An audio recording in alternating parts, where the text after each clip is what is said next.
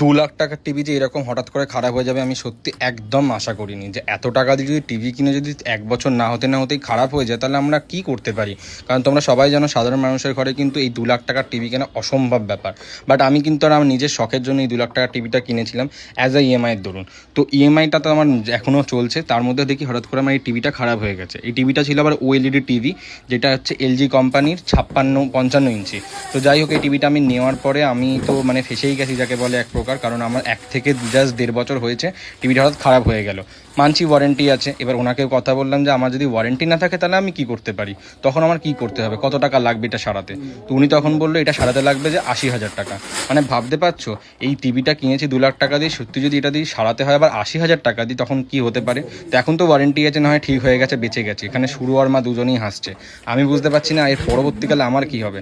তো আমার টিভিতে দেখে আমার আলোটা আমার জানে জান ফিরেছে। ভিডিওটা ভালো লাগলে লাইক কমেন্ট শেয়ার।